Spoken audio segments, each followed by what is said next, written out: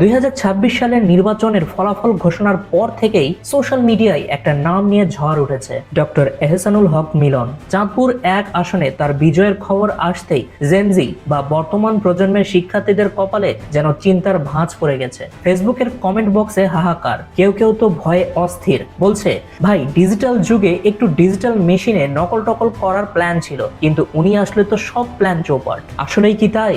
কেন তাকে নিয়ে এত ভয়? আর কেনই বা 90 দশকের শিক্ষার্থীদের কাছে তিনি ছিলেন সাক্ষাৎ জম? চলো একটু ইতিহাসের পাতা উল্টে সেই রোমাঞ্চকর দিনগুলোতে ফিরে যাই।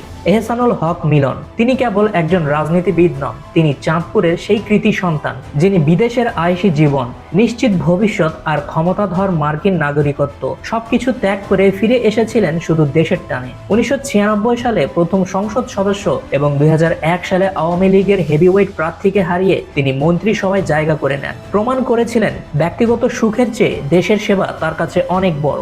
2001 সালে যখন তিনি শিক্ষা প্রতিমন্ত্রীর দায়িত্ব নিলেন, তখন দেশের শিক্ষা ব্যবস্থা ছিল নকল আর অনিয়মের স্বর্গরাজ্য।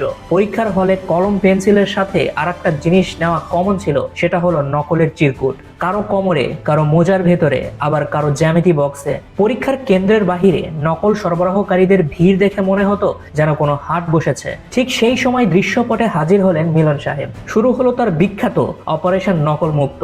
হেলিকপ্টার থেকে স্পিড বোট, তিনি দেশের এক প্রান্ত থেকে অন্য প্রান্তে ঝড়ের বেগে ছুটে বেড়াতে লাগলেন। সবচাইতে মজার ব্যাপার হলো তিনি নিজেই এক সাক্ষাৎকারে বলেছিলেন, নকল প্রতিরোধ করার জন্য আমি নিজের পকেটের পয়সা দিয়ে হেলিকপ্টার ভাড়া করতাম। শিক্ষার্থীরা তখন ভয়ে তার নামের সামনে যুক্ত করে দিলেন আ-ন-ম। তার মানে ছিল আমরা নকল মুক্ত। তিনি কেবল শিক্ষার্থীদেরই ধরতেন না, শিক্ষকদের জন্য তার মেসেজ ছিল পরিষ্কার। আর এই জিরো টলারেন্সের নীতির ফলে এক ধাক্কায় পাশের হার নেমে এসেছিল প্রায় 45%। অনেকেই হয়তো জানেন না, আজকের জেনজি যে জিপিএ বা গ্রেডিং সিস্টেমের সাথে পরিচিত, তার গোড়াপত্তন হয়েছিল কিন্তু এই মানুষটির হাত ধরেই। সনাতন বিভাগ বা ডিভিশন পদ্ধতি বাতিল করে তিনি গ্রেডিং সিস্টেম চালু করেন। তিনি চেয়েছিলেন সংখ্যার চেয়ে মেধার মূল্যায়ন বেশি হোক।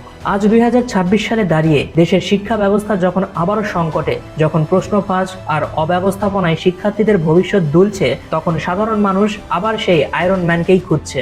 সোশ্যাল মিডিয়ায় এখন দুই দলের যুদ্ধ।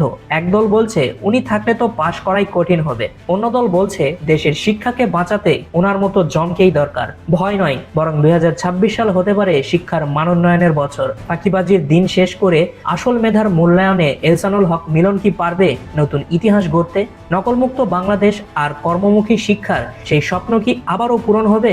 উত্তরটা সময় বলে দিবে। ভিডিওটি ভালো লাগলে শেয়ার করুন আর কমেন্টে জানান আপনি কি 2026 সালে তাকে শিক্ষামন্ত্রী হিসেবে দেখতে চান। দেখা হচ্ছে পরবর্তী কোনো ভিডিওতে। Till then, signing out.